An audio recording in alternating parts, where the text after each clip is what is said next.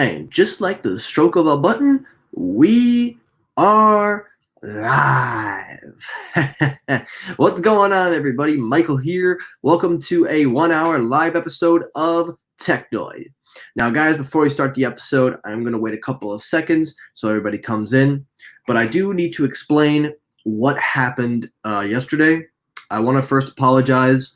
Originally, I was scheduled to go live, but unfortunately, some last minute things came up, and unfortunately, it didn't end well.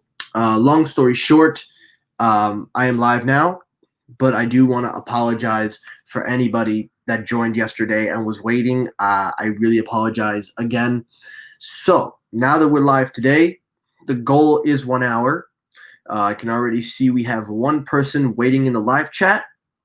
So let me break down how today's episode is going to work. So we're going to have on whoever wants to come on. I've sent a link out to anybody that wants to join. And if anybody can't make it, it'll just be me. I'll be talking some last minute reports of WWDC, which is tomorrow, by the way. So I will once again reiterate to you for the 1,000th time what you should expect, because a lot of people still do not get the message, or some people just don't believe me, but that's fine.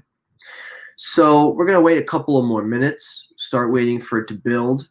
We will monitor how everything goes. But what I am doing now is, for anybody that watches this on replay, if you're watching on the replay, I will leave a hashtag. What I am going to do is I am going to leave a link, so the next time, if you want to be updated when I go live or whenever any errors occur, I will be posting it here in the live chat. It is the live chat. You will see this. That is the link to my Twitter. So I'll show it for you for reference. This is where you will go if you want to check out the latest from my channel. And if there's any occurrence, if I have to cancel last minute, that is the link. So without further ado, let's take a look and see who's in here. All right, Godzilla Mania's in here. Welcome to the live. Thank you for coming on, as always. Bob, how you doing? How you doing today? Thank you for coming on as well. I appreciate it. It's a little bit late. I know a lot of people were supposed to come a little early. I apologize again. I know, again, like I said, I was supposed to go live yesterday, but technical difficulties. Sorry. And also last minute thing occurred. But we will build. It will grow. So without further ado, let's get the tech news started. So first thing up is WWDC. Now, tomorrow, WWDC is scheduled to go live. Everybody is excited. All the Apple YouTubers are excited, from Zolotech to Mac Rumors, just about everybody. Now, iUpdate even. A lot of the Apple YouTubers are really excited. I'm not calling on them. I'm just using them as reference. They're excited. Me, it's like every other WWDC. It's cool. And oh yes, by the way, happy Father's Day. I want to wish that to every person that watches this video. If you are a father or have a father figure in your life, wish them a happy Father's Day from Technoid. And to those of you, happy Father's Day. Thank you, Bob, for reminding that. We'll leave that up for the time being. But yes, a lot of people are excited for WWDC, mostly because this will be the first year that WWDC is going to be all digital. Although I have been watching it digitally all my life, so it doesn't bother me at one bit. However, it looks like Apple might be doing some last-minute changes that could disappoint a lot of people, quite a bit, actually. So, according to multiple rumors reported by John from host John Proser, if I'm saying his name right for the 1,000th time, and Max Weinbach, whatever the hell his name is either. Listen, I'm going to be honest with you guys. I don't memorize people's names for a living. I just say it the way it looks. And if I say it wrong, I'm sorry. But according to the two of them, who are the two most reliable sourcers out there when it comes to the Apple news, it looks like Apple might have a last-minute decision that they may not actually debut any hardware. So let's take a look. So according to Mac Rumors, and of course I will show the tweets, the credit will go to the tweets. According to the tweets, it looks like Apple is scrapping any new hardware from WWDC. So the tweets read from both John and Max. starting with John first. Looking like any possible hardware has been scrapped for WWDC tomorrow. Might be wrong about this one. Would love to be wrong. I'll be surprised with all of you either way. Then Max added on. Now you can see 3 minutes apart from each other. So obviously Max was trying to capitalize on John's momentum. What else is new nowadays? He says, I have 2 sources that tell me no hardware for WWDC tomorrow. They aren't on WWDC related terms, but heard it through the Apple grapevine. I take it with a grain of salt, but thought it was worth mentioning. You know, honestly, if I'm going to be honest, I'm not surprised. And I'm not disappointed either. But before I do, I see Bob, you write something. You are an Apple fanboy and you're excited for WWDC. Hey, that's cool, man. I'm actually curious. Are you a developer or are you a someone that makes apps or something? Because it says here you go with WWDC with my sister, and this will be the first time you're watching it online. That's very nice. I've always wanted to go to an Apple event, but I've never had the chance to, because for me, Apple charges $1,000 to go to WWDC, and I just feel like I would be taking away a developer's opportunity to go. Although I do hear they have to invite you, so the chances of me ever getting invited are like slim to none. But if you are able to go, if they sell tickets, I would definitely buy. But again, I feel like I would be taking a spot away from somebody that actually would use it. But anyway, going back to the rumors, again, I wouldn't be surprised if this was the case. I did make a video explaining on some hardware that we could expect to see from WWDC. But when I rewatched that video, I kind of came to a realization that I spent so much time talking about hardware that I ultimately forgot what the point of WWDC was all about. It's not a hardware-related event. It's all about the software. Now, there are some hardware that do get released, but that's not the core of WWDC. And it kind of sucks that most people nowadays, especially the Apple YouTubers, every single year, and I'm guilty of it now. Now I'm guilty of spreading hardware when it's all about the software. So I am guilty of spreading that and causing this problem. Hopefully I can get back on track. And Bob writes, I don't develop, I test new apps, and I get developers' iOS updates to test. Very nice, Bob. I really like that. You know, something that's really, really cool. Good for you, man. Spot on. Congrats, Bob. That's awesome. But yeah, like I said, I'm guilty of spreading the news of hardware. And if this is the case, that there is no software to be announced, then I wouldn't be surprised, because I've said it multiple times. I said, this is your expectation. Realistically, set it to here. Because WWDC is not about the software. Is not about the hardware. WWDC is about the software, not the hardware. And it stings that most YouTubers nowadays, the Apple YouTubers, are just continuing this train of spreading these news and rumors, and they continue to hype it up and misleading the public, most notably the unreliable ones. And I will say this, you know, I look forward to WWDC because I like what Apple does with their software. I truly like Apple software. But I will admit this is probably one of the most buggiest ones that I've ever seen. And what a coincidence, Bob. You said 13.6 is horrible and you had to go back. You're right. A lot of people I know that usually have the developers beta have rolled back to 13.5.1, and it's unbelievable. 1 second, everybody.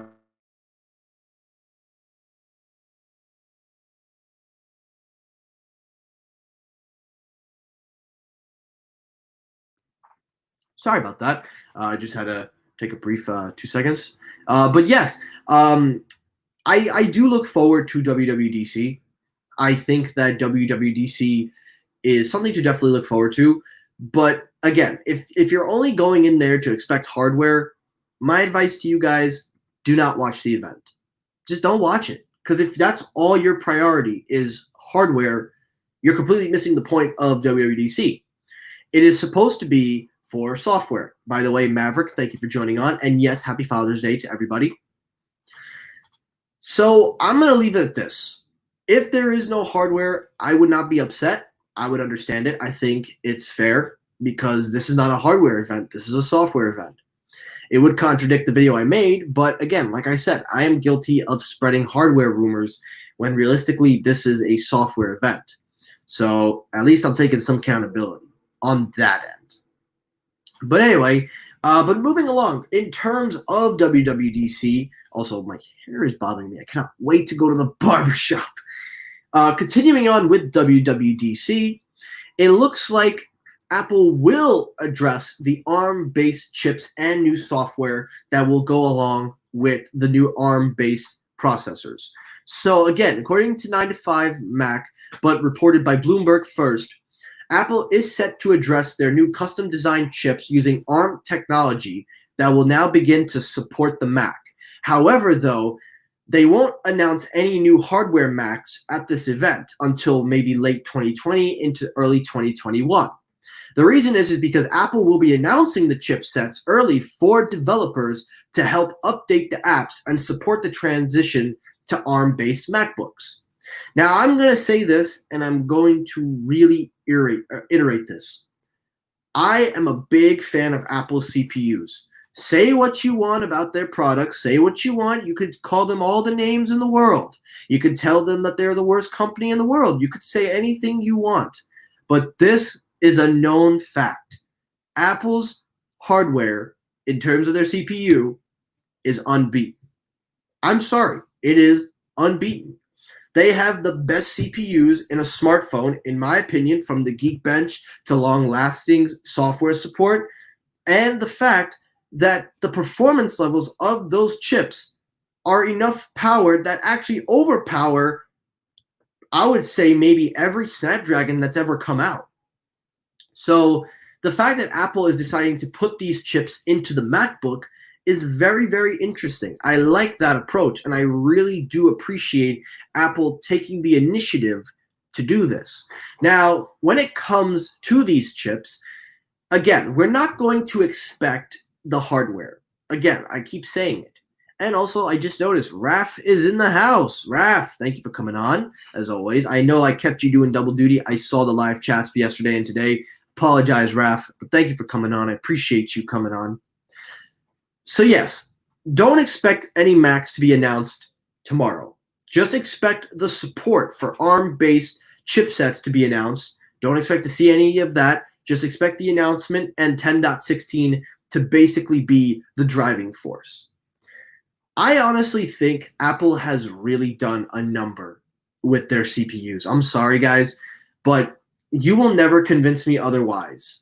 You will never tell me that another CPU is better than Apple's, unless we're talking gaming performance. That's a whole other story. But if we're going to talk Snapdragon, A-series chips, we're going to talk Intel and everything you want to know, I'm sorry. Apple has it beat, and their Geekbench scores are the proof in the butter. So unless you can convince me otherwise, I'm going to stick and say Apple's ARM-based processors are the best, in my opinion, for tablets, smartphones, smartwatches, anything Apple related. I'm just going to say it. And last thing that you should definitely be on the lookout for is also, what exactly should you really be excited about? I think it's important to be honestly excited for whatever your main software that you use all the time. A lot of people have asked me that, they sit through it, but they're bored.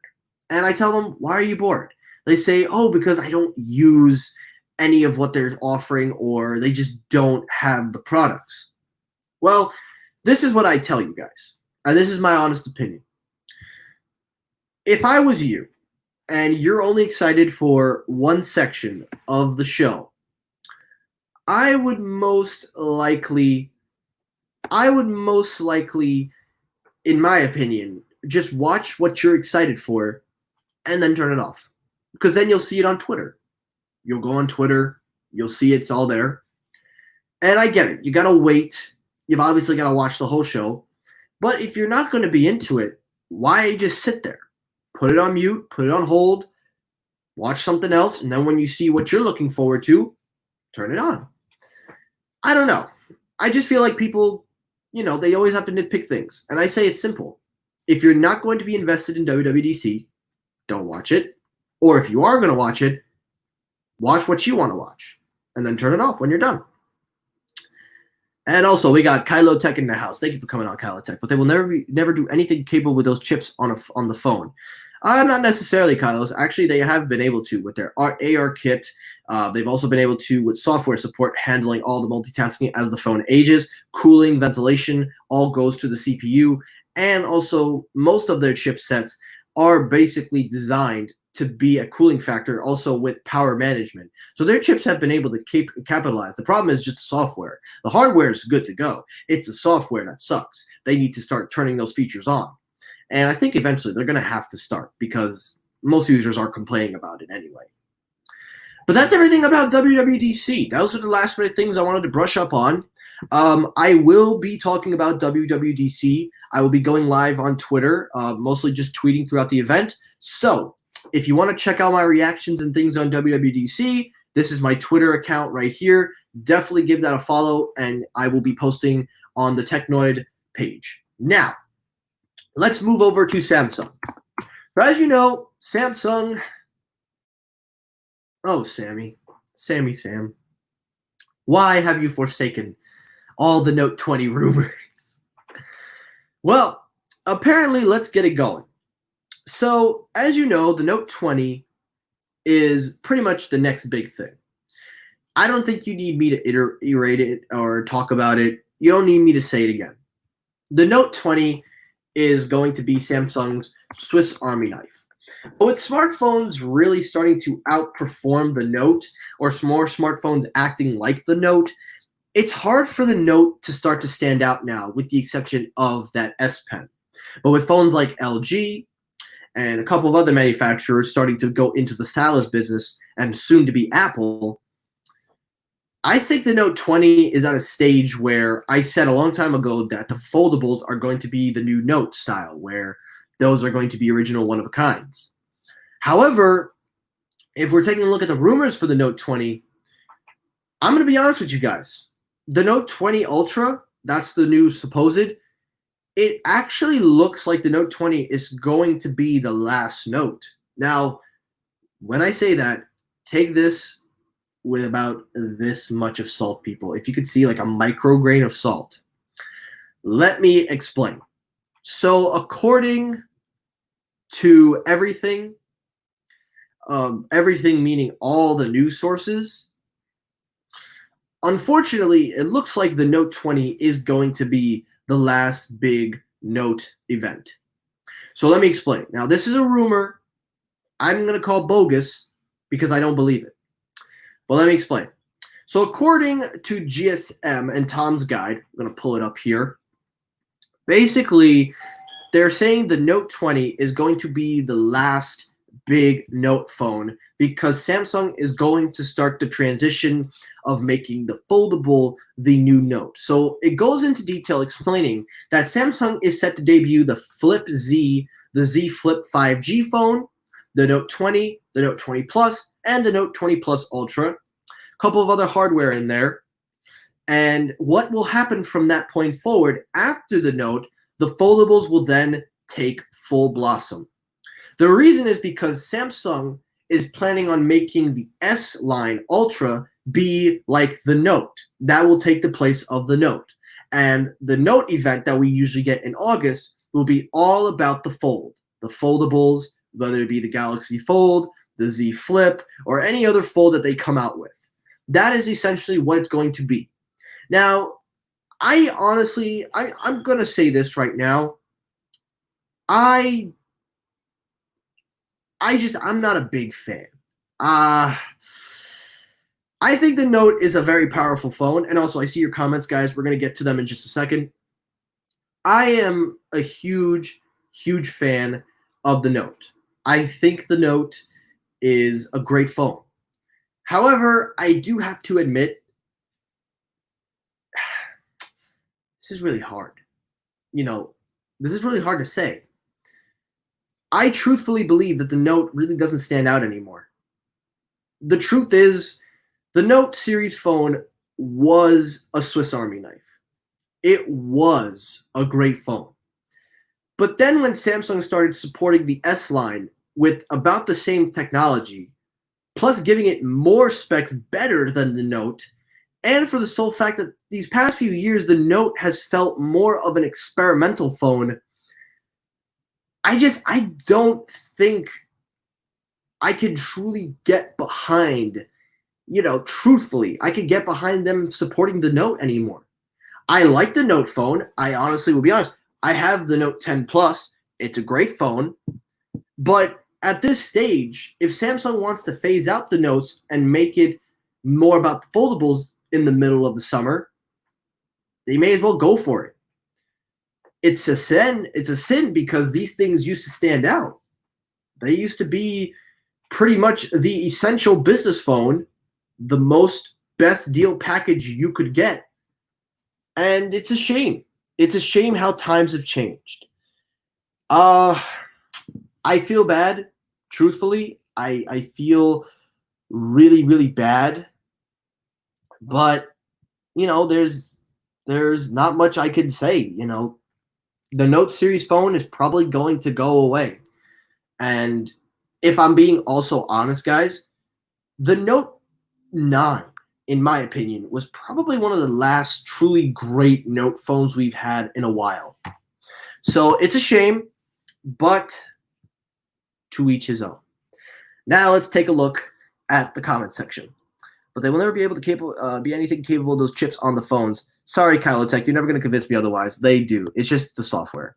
Already putting it aside 1,500, praying it's no more than that. I don't know about pricing yet, but that's a questionable one. Am I the only one that feels Samsung doesn't really know where they want to go? You know something, Raph? I honestly agree with you on that because I've been looking at their marketing strategies. I've been looking at how they present themselves as a company, and I don't know what they're doing. They release AKG headphones 3 months after they've already been announced in other worlds, and then they come out with their newer versions they release. I don't get where they're going, and I agree with that 100%.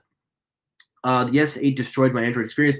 The S8 was new for its time, Bob, but I can understand where you're coming from. I get that. I thought the Galaxy Fold was replacing Note. Yes, it is. And every tech analysis is saying it. I'm not the only one. And the Note series will be replaced, would replace, yes, exactly. The Note series won't replace the Galaxy S series. The Galaxy S series is going to be the new Note because the Plus version, the Ultra, is going to be like the Note phone. Yes, Bob, too much competition out there for Samsung to keep up with. Absolutely. That is 100% true. It's just too much, and there's not enough for it to stand out anymore. 100% agreed. They lose the Note, they lose me, unless they can get dust and water resistant in the Fold and the Pen. There is going to be stylus support for the Note. The Fold. I read an article somewhere saying that Samsung is going to develop a way for it to happen. It's just that foldable technology is a little bit fragile. But I agree with you. If they get dust and water resistance, I'll happily get a foldable. I'll be honest with you. That's actually a phone I want to switch for. I want to get a foldable. But I won't get one now as it is very, very fragile. And I will not dish out $1,000+ for a phone that's going to break. Sorry, I'm not going to do it. Keeping up with Samsung. Sorry, guys. I know we've got plenty of time here, but I don't want to bore you guys. And also, when we reach the 30-minute mark, I will be taking questions. If any of you have a question, write it down, and I will happily answer your questions. My family's having a nice barbecue, and I'm up here live streaming the things I do for you guys. Let's talk about that Tab S7. So I've been very vocal about Samsung's attempts to try and push their tab line. I have been trying for a while now to try and give you guys some idea that Samsung is taking an initiative that Google and other Android tablet manufacturers have failed to do. I have been one of the few that have said the Tab S7 is the best Android tablet on the market, and it looks like it's only going to get better. So according to GSM Arena and a couple of other news outlets, the Tab S7 is getting certified for a 10,000 milliamp hour battery. Let's take that into consideration. 10,000 milliamp hours. Unbelievable. Now, when it comes to the certifications, all in here are the leaks of the battery. The certification is at the top where they filed in the paperwork. And also, this is a rough schematic of what the tablet looks like, courtesy of OnLeaks. OnLeaks is always hitting the nail on the ball, guys. OnLeaks, you can never top him. No worries, Raph. You don't have to worry about being late. It's okay. No worries. I am just waiting for the iPhone 12 to come out. I really want to see great specs that make them stand out. You know, Bob, I do. I think the problem is with Apple is that no matter how far they go with their products, the Android market has already gotten them.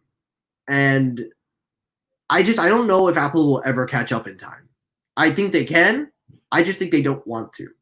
Either because they don't think it's ready, either they just don't want to, or they think it's too hard for users. I don't know what the reason is. But no matter how hard Apple will try, they will never be ahead of anybody, at least unless they're willing to take risks, like other companies. But that's not to say Apple doesn't make good products. There are some that I like the iPad. But taking a look at the Tab S7, this is very interesting because Samsung is still going all out on this tablet. They want to push the boundaries with the tab market, especially for Android. Nobody has been able to perfect the Samsung tablet. And I want to ask you guys' opinion. Right down in the live chat, do you think Samsung has perfected the Android tablet, in your opinion? I would say they did, for the sole fact that nobody else is doing it. Samsung is the only manufacturer that is adding software support with Android 10 on a tablet that runs Android. And taking into consideration, if you are a Samsung user, their ecosystem is finally coming to blossom. So my thing is that they have it down. It's just a matter of, are they going to pull the trigger? That's really where it is. I don't know. I think it is, but I'm interested to hear what you guys have to say. So while I wait, let's take a couple of comments. Raph, you are interested for the iPhone 12 as well, and the Google Pixel 5. I forgot all about the Pixel 5. That's an interesting phone, though. I agree that Android phones are better. Apple needs to take risks. I'll only have Apple products, though. That's fine. Honestly, truthfully, I'm going to show you guys something. I have my HomePod in here. I still use HomePod. Even though it has Siri, I still use it. I'll be honest with you. I was one of the few people that still use Apple products, even though I run an Android. The only reason I got it was because at the time I wanted a good sounding speaker, and I wasn't really into all of those, smart things. Nowadays I am, and a lot more smarter on that. So I started switching over to Google Assistant, Amazon Alexa. But the HomePod for me has been enough. I still have a MacBook. I have a Mac. Yeah, that's it. An iPad too. And they still work. I still use them. I have Apple Music on a student subscription. So as long as I have them, I keep them. So I definitely agree. They do have some good products. Raph says, those are the only phones right now that are piquing my interest. Yeah, I agree. Those are the only phones right now that anybody would be looking forward to. And considering iOS 14 is going to give us some hints at the iPhone 12, I think it's safe to say we're going to see a lot more with the iPhone. All right, so we are 28 minutes in, and we are officially ready to start taking questions. So if you have any questions you'd like to ask me, write them down as I start to prep for the new story. In the meantime, ask away. Anything you want. Let us pull up the next one. Here we are. Interesting. All right, let's go for it. I enjoy Apple products that can talk to each other. Interesting. All right, let's move it over to Google. Now, as you know, speaking of the Google Pixel 5, we got to talk about that mid-range, the Google Pixel 4a.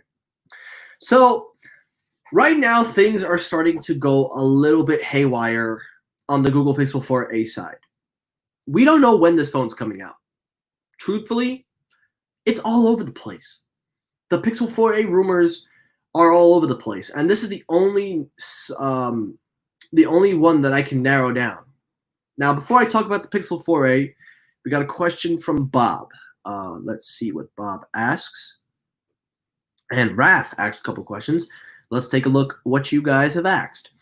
What is your opinion about the T-Mobile Sprint merger? Bob, I'm going to be honest with you. I was all for the merger. I am a pro-merger guy. I believe it was going to do good. but taking a look at the current status of T-Mobile, I could say I maybe made a mistake, but at the same time, I still think it was a good deal because Sprint to me was terrible. There was never anything good about Sprint. Raf asks, are you getting any phones this year? No. Unfortunately, Raf, no. I will not be getting any phones. However, I do want to say, though, I could if there is a demand, if there is somebody that would be willing to help. Not saying pay for me, but if somebody was able to say, hey, I'll send you a phone, you review it, send it back, why not? I'm not saying I'm asking for it, I'm just saying. But as of now, no, I'm not going to be getting any phones. I'm not going to do that. But anyway, as you ask your questions, let's break down the Google Pixel 4a. Oh, we got more. Let's see this. I mentioned Google should do some promotion partnership to get their phones out there. You can find the BTS S20 Plus anywhere an hour after it launched. Yeah, the thing is with the promotion and partnerships is that Google tried to keep it all to Verizon and a couple of other carriers. But then when they realized their sale numbers were down, they moved over to T-Mobile, and now they're starting to spread out. But I think the problem with Google phones is that their phone development team is really behind. Even though it's enough, it does an all right job. That should really be the iPhone of Androids, but it doesn't feel like the iPhone of Androids. And I don't know why. I don't understand why. Maverick asks, what about any device and 5G capabilities? Your take. Any 5G device capabilities, I truthfully believe, and this is my opinion, you're probably going to get mad at me, but I think the best 5G phone to get right now is honestly a mid-range. And let me explain. First of all, you won't be dropping hundreds and hundreds of dollars. You'll probably pay mostly $599 minimum. Number two, the 765G chip is the only chip that is capable of taking 5G speeds right now. The 865 is future-proof, but by the time 5G truly reaches its capabilities, it will already be out of date. So for me, I think a Samsung mid-range with 5G. I also think that a 5G phone, period, overpriced, I don't recommend. If you are getting it because you need a new phone, that's fine. But for me, I don't think 5G is truly ready yet, and I don't think it will be. So we're going to have to wait and see. And Raf, I'm with you right there. It just doesn't interest me. Dish needs an exclusive phone deal with a company. Your opinions? Dish, I think, is in the process of buying out Boost. I think there was a deal being made at the moment. I'll talk about that a little bit later on in the show. But yeah, they definitely do, because Dish has some spectrum that they can use to their advantage. I said it on the SMT's live stream, and I'm going to say it again. Don't be surprised if Dish becomes the new Maverick of the mobile industry. I'm just going to say it right now. They could. T-Mobile's not. Now, let's get back to the Pixel 4a. So according to all of the rumors combined, the price is going to be $399. It will run Android 10, maybe Android 11. They're expecting a release date to come in July now, because as of now in June, we haven't heard anything. Also taking a look, the design of the phone is going to resemble a punch hole design. It will have a headphone jack. Some people are saying 5G capabilities. I disagree, because why would Google put 5G on a mid-range before their flagship? At least put it on your flagship first, like Samsung. And it will be very familiar to the 3A when it comes to software support, camera support, everything. For me, I was kind of excited for this phone, but the longer Google waited to release this thing, and because of the pandemic, the more I was saying to myself, I'm just really bored of it. And I couldn't get invested. So for me, I think that I'm not excited for this phone anymore. Although $399 is a good price point for a mid-range. If it was 5G at that price point, then I'd understand. But as of now, I don't think so. But I will say it does actually look pretty decent. Depends on where you are, and 5G is pretty much everywhere here in New York. Kylo actually, no. The truth is, it's actually just advanced 4G LTE. The truth is, the band supports for 5G are not really being used to utilize the 5G speeds. If it was true native 5G, it would be up speeds up to 500. But the problem is that it's using advanced LTE bands. As a matter of fact, I'm going to pull up the bandwidths. I'm going to explain to you exactly what frequencies they're using. So the first band that you need to know also when it comes to 5G is N78 and N71 support. Band 2 and band 66, that's mostly T-Mobile network. The problem is that they're not using the true bands. They're using band 66, but remapping it with 5G to make it look like it. However, they do use some of the spectrum for 5G, but the problem is it's nowhere near fast. So technically, you could argue it's 5G, but it's really just advanced LTE.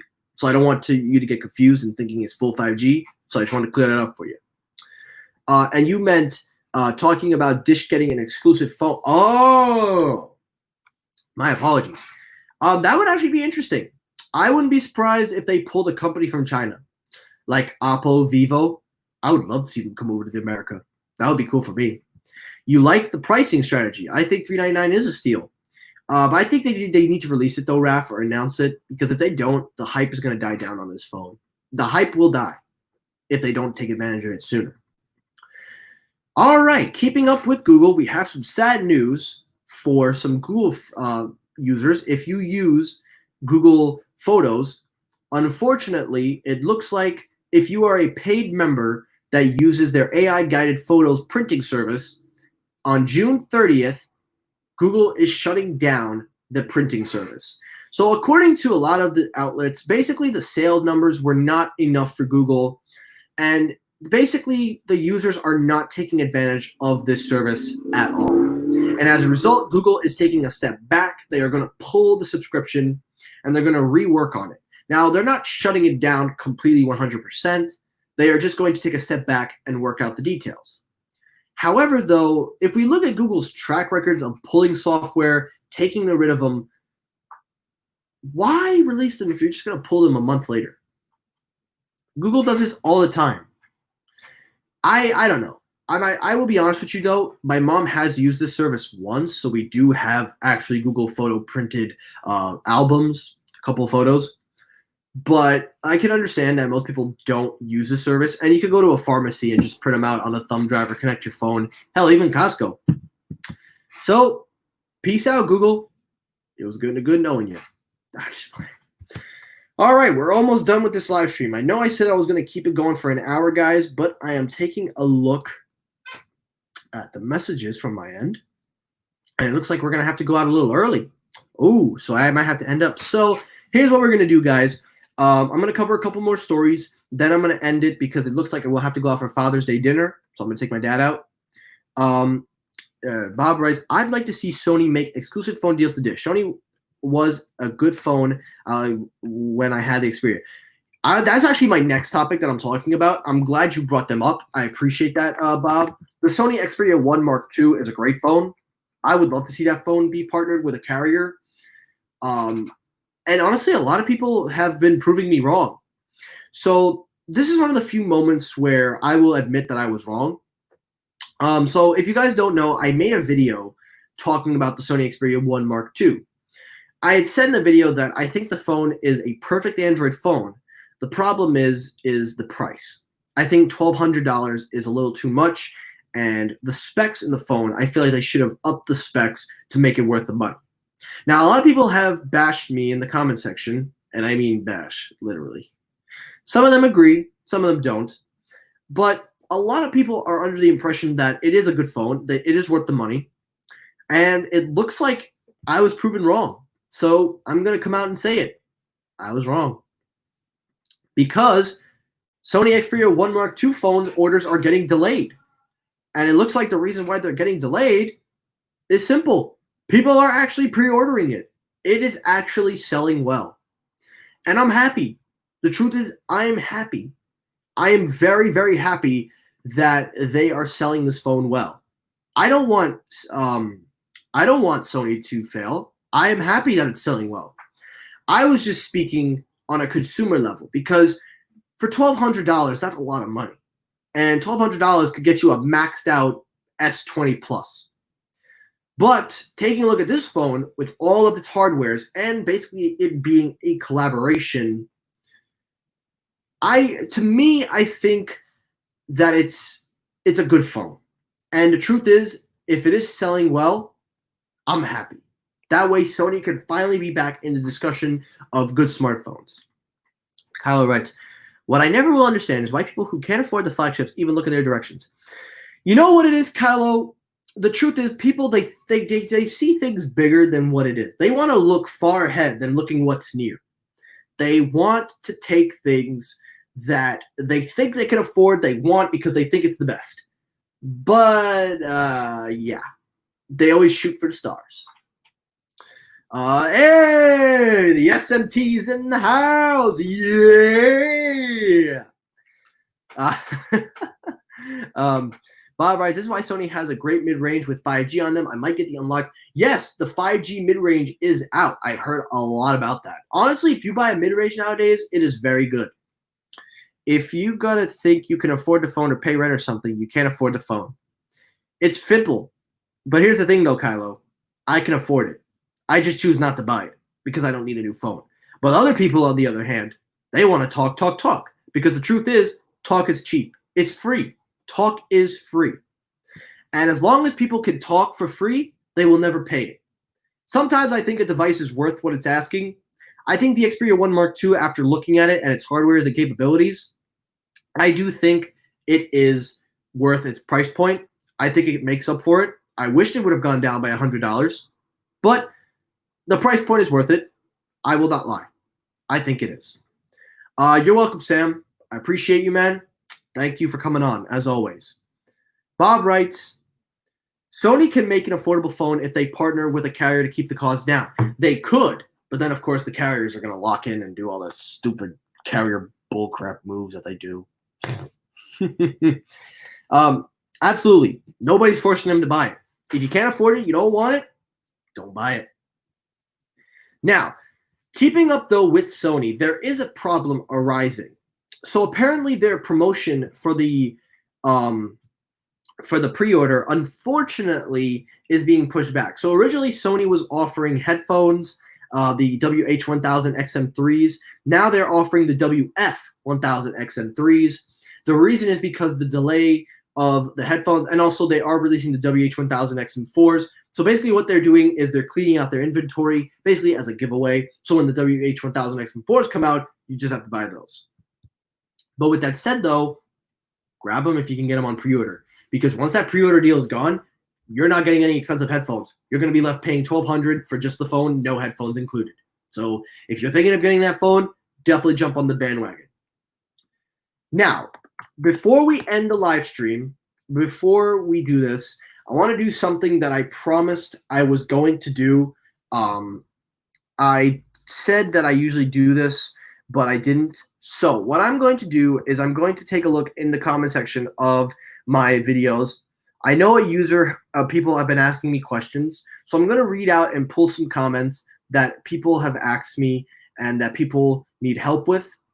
So I'm going to respond and give them the answers that they are hoping for. So first, I'm going to start off with a user that is looking to buy a pair of headphones. He writes here, I have the budget of the Buds Plus. So which one should I buy? The Type-C or the Buds Plus? I need good bass and sound. My uses are for Netflix, music, and YouTube. Most of the time on Netflix. Which of the both will be better choice? Please suggest. And as promised, I'm going to answer your question. So first thing you need to know is one is wired, one is wireless. That's obvious. Here's where I would answer your question. If you're looking for something that needs good bass and sound, if you want Type-C ones, I say go for it, because the Type-C, there is no delay, there is no lag. You will get that bass that you're looking for. You'll have ANC as a bonus, and you're realistically paying $100. Now, with that said, though, the only drawback would be you're giving up the charging port. Are you comfortable giving up the charging port and binge watching the shows for hours at a time? That when your phone starts to die, you got to take your headphones out, put it on a fast charger, wait all along, blah, blah, blah. So it comes out if you're willing to give and take the choice. I would say go for the ANC ones, the Type-C, because I think that is going to suit your needs perfectly since you watch Netflix, music, and YouTube. But if you want to get the Buds Plus for wireless convenience, definitely. They have good sound. Not as much bass though, but not bad nonetheless. But I still say Type-C. Next up, I want to take a look. I want to shout out. So everybody that has been voting on my polls, thank you for taking the time to vote on the polls. I really do appreciate you guys taking the time. Definitely keep up to date with all of the polls that I post, because that is how I do the most interaction on my channel. So definitely keep on the lookout for any polls or any questions that I have, any inputs. And please, 53% of you all put other, but yet only 2 comments. Somebody comment. I put it in quotations, comment. I want to know what phone case you're using. But you don't have to. But regardless, keep an eye out on the polls. They're going to come up updated. Now, last thing I'm going to do before I end this stream is, of course, the shout out. Now, I promised that I was going to do this, shout out a user at the end of my live streams on the weekends. I was going to discuss a YouTuber that is deserving, that works hard and needs a little boost. Well, there is one YouTuber that I feel so terrible that I never did get the chance to shout out, and I want to take this time to shout him out. He is a small YouTuber who is growing. I have watched him grow from 10 subscribers. He was with me on my channel, and I want you all to please, if you could do me this favor, you did it for Alpha Rahman, and I'm hoping to get him on my channel soon, but I would encourage you all to check out Blue Eyed Tech, a great YouTuber, a great person. His latest video on the PlayStation 5 are awesome.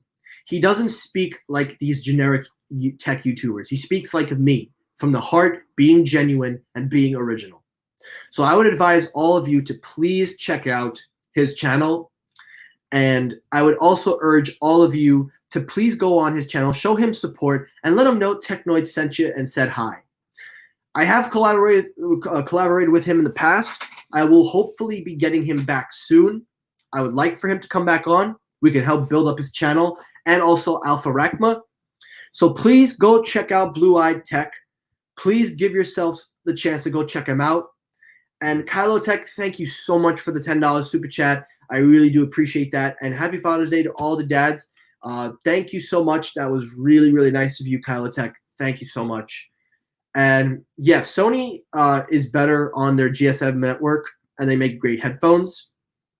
Thank you once again, though, Kylo Tech, for doing that. But guys, please go subscribe to Blue Eyed Tech. I will be in contact with him, hopefully, to bring him back on my channel. Also, Alpha Rahman, I hope to bring them on as well. And that is it for the live stream. I'm going to end it a few minutes early because we are going out to dinner. So guys, thank you so much for joining me on this live. I really appreciate everybody that stayed with me and watched it through y'all. Thank you all once again. As always, everybody, to all the dads out there, the tech dads, and also regular fathers and people that have fathers, happy Father's Day from Technoid, me, myself. Thank you all for watching. And once again, Kylo Tech, thank you so much for the $10 super chat. That is super generous of you, and I really do appreciate that. Thank you so much. Thank you all for tuning in. If you like the live stream, hit the like button. If you dislike the live stream, hit the dislike button. That helps circulate the videos. As always, guys, thank you so much for watching. And to the replay crew, if you've made it to the end of this stream, hashtag yeah. Let's see if we can get that going. Take care, everybody. One more time reminder, subscribe to Blue Eyed Tech. Let them know Technoid sent you. Show them the love and support of the Technoid Nation. Take care, everybody, and peace.